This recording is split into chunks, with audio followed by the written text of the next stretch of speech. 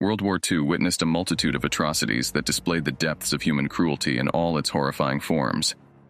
While the Holocaust stands as one of the most disturbing events in history, there were numerous other instances during the conflict where humanity ventured into a realm of unspeakable wickedness.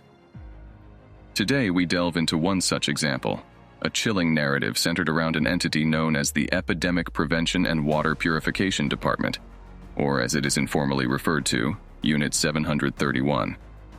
At first glance, the name itself evokes a sense of noble purpose, perhaps leading one to believe that Japan's Unit 731 was an admirable force fighting for a just cause. However, this assumption couldn't be further from the truth. In reality, this covert unit was engaged in sinister biological and chemical warfare research and development. Their actions went far beyond the realms of decency, involving the regular and deliberate use of lethal human experimentation. Individuals of all ages, from newborns to the elderly, became victims of this malevolence. Both men and women were subjected to the most harrowing tests and experiments imaginable. The horrors that unfolded within the confines of Unit 731 were among the darkest manifestations of evil in a war that was already steeped in darkness. The Second Sino-Japanese War, during which Japan occupied mainland China, witnessed an appalling level of brutality that rivaled the actions of the Nazis, sometimes even surpassing them. One pivotal moment in this conflict was the Battle of Shanghai, which commenced on August 13, 1937. It marked the first major clash between the opposing forces and established a pattern that would tragically repeat itself numerous times in the war's early stages. Initially, the Chinese defense in Shanghai displayed resilience and determination. However, their efforts were ultimately overshadowed by a resounding victory for the Japanese forces. This war, however, took a sinister turn with the events that unfolded in and around the city of Nanjing in December 1937 and January 1938. The exact number of Chinese civilians who remained in Nanjing as the Japanese military overran the city remains a topic of debate. The confusion stems from uncertainties surrounding how many had already fled and the count of those seeking refuge within the Nanjing safety zone, a collection of small areas primarily comprising foreign embassies, ironically established by a member of the Nazi Party. Although there may be disagreement regarding the precise number of casualties during the Nanjing massacre, the lowest estimate stands at 30,000, while the highest reaches 300,000. The savagery of the atrocities committed is unquestionable. Mass murder and mass rape plagued the city as Japanese soldiers unleashed unfathomable brutality upon the innocent inhabitants of Nanjing. This dark chapter stands as one of the most harrowing episodes throughout the entirety of the war. To understand the origins of Unit 731, we must step back to the Japanese invasion of Manchuria in 1931. At that time, an army unit named the Army Epidemic Prevention Research Laboratory existed, initially serving as an innocent research and public health agency focused on safeguarding Japanese soldiers from chemical attacks on the battlefield.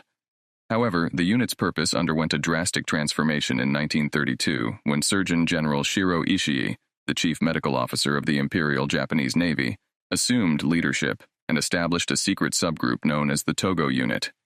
The name Togo Unit, possibly derived from General Hideki Togo, a prominent Japanese politician and Imperial Japanese Army general who bore much of the blame for instigating the war with the United States.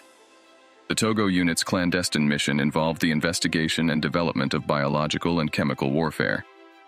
Their operations were conducted from the Zhongma Fortress, a prison experiment. To understand the origins of Unit 731, we must step back to the Japanese invasion of Manchuria in 1931. At that time, an army unit named the Army Epidemic Prevention Research Laboratory existed, initially serving as an innocent research and public health agency focused on safeguarding Japanese soldiers from chemical attacks on the battlefield. However, the unit's purpose underwent a drastic transformation in 1932 when Surgeon General Shiro Ishii, the chief medical officer of the Imperial Japanese Navy, assumed leadership and established a secret subgroup known as the Togo Unit.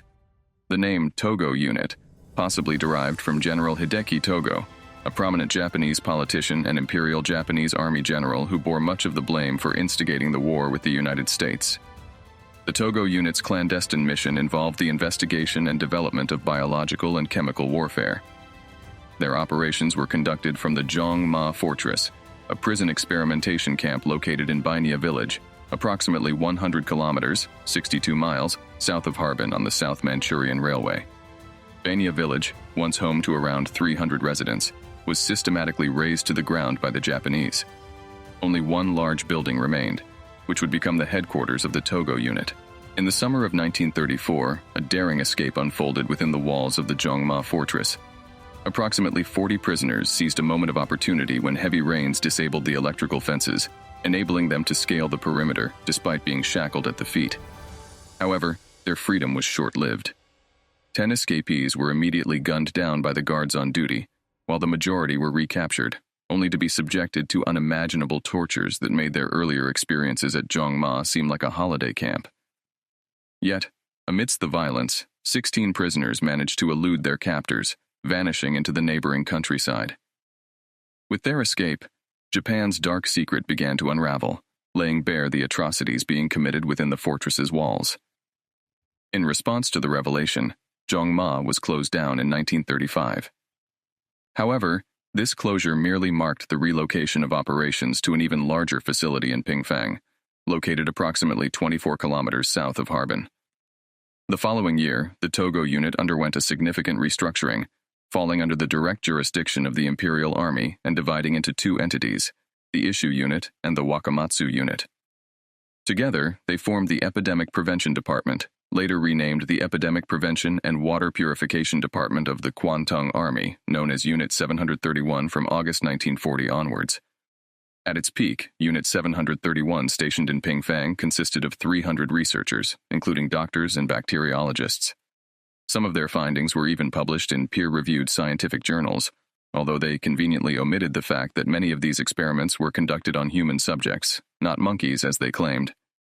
Yet, Unit 731 was just one piece in a larger, macabre web that extended to approximately 10,000 individuals spread across numerous units stationed in Manchuria and other locations.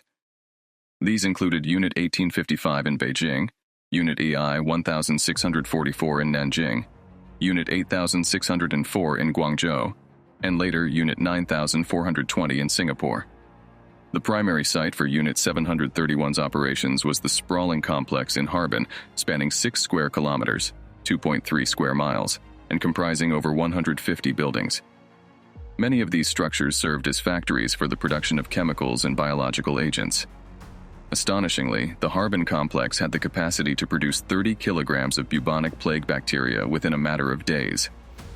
It was rumored to house around 4,500 containers used for breeding fleas, 6 colossal cauldrons for the production of various chemicals, and approximately 1,800 large containers for the manufacture of biological agents. Within the confines of Unit 731, the life expectancy of prisoners was shockingly short, around 2 months, although there were rare cases of some surviving for up to 12 months. These outliers were often pregnant women, as the Japanese sought to observe the effects of various diseases on newborn children. Before delving into the specifics of the experiments themselves, it is crucial to grasp the nature of this facility. Nobody who passed through its gates as a prisoner would ever emerge alive. Their fate was sealed within the merciless clutches of Unit 731. In the depths of Unit 731, under the sinister guise of the code name Maruta, meaning logs, a multitude of dark and horrifying experiments took place. It is difficult to know where to begin in this pit of absolute hell, so let's dive straight into the chilling details. Many early experiments centered around observing the body's reaction to certain diseases. Prisoners were deliberately infected with syphilis, gonorrhea, and other venereal diseases. But the Japanese researchers' true fascination lay not in the visible external effects, but rather in what occurred within the human body. Vivisection, the dissection of living humans for experimental purposes, was a common practice in Unit 731. These procedures were performed without any form of anesthesia, and a rag was forcefully stuffed into the mouth of the unfortunate soul undergoing the knife, silencing their screams. These vivisections allowed researchers to examine the effects of various diseases on different organs. However, some suggest that at least part of the horrors inflicted in Unit 731 were driven by sadistic pleasure. The cruelty escalated to even more grotesque levels. Limbs were amputated and reattached to different parts of the body. Internal organs were removed and repositioned elsewhere. Prisoners became subjects for chemical weapons testing, including mustard gas, lewisite cyanide acid gas, white phosphorus, atomsite, and phosgene gas. Some of these tests were conducted in secure chambers, while others involved tying prisoners to posts outside, exposing them to the effects of mustard gas. Plague, cholera, typhoid, and anthrax were also tested, with the subsequent stages of experimentation often performed on live Chinese populations through poisoned wells, aerial drops, or infected fleas and animals. Not only did the Japanese seek to test new weapons capable of mass destruction, but they also subjected prisoners to trials involving grenades, flamethrowers, bombs, and firearms. Prisoners were tied to posts at increasing distances from the explosions to measure the damage radius. The patterns and depths of wounds caused by guns, knives, and swords were meticulously recorded. Hypothermia experiments were another subject of interest in Unit 731. Prisoners' limbs were submerged in icy water until they froze solid, only to be thawed through various methods like fire or boiling water. Some unfortunate individuals were left overnight to observe the effects of prolonged exposure to extreme cold. The individuals involved went on to lead illustrious careers in post-war Japan. In 2002, an international symposium estimated that Japanese chemical and biological warfare programs had resulted in the deaths of approximately 580,000 people, including victims of attacks conducted outside the walls of Unit 731. The true number of those killed within Unit 731 remains impossible to ascertain, but at least 3,000 men, women, and children were subjected to experimentation and killed in the Pingfang facility alone. Unit 731 stands as a place where nobody was left alive. Every person who entered those gates met their demise in one way or another. The majority of victims were Chinese, but significant numbers of Russians, Koreans, Mongols, Americans, British, and French also perished within the facility. World War II introduced us to a host of sickening events and despicable acts of cruelty, but the actions of Unit 731 transcended all bounds. These were not random acts of torture.